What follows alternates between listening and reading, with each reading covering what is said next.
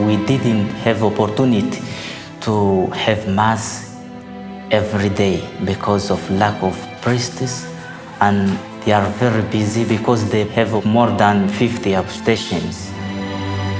To build up the church in Africa, God has raised up indigenous people to preach His word in their own land.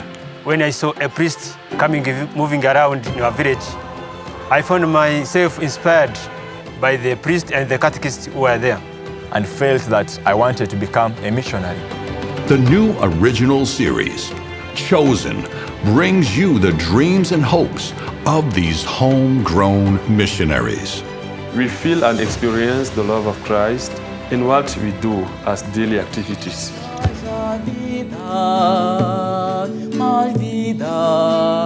This is the life that Christ really taught us, that to serve others. And in serving others, we live like Christ. And in living like Christ, we find that we fulfill that mission which we have been sent to do. Chosen, September 19th and September 26th at 8:30 p.m. on your Shalom World.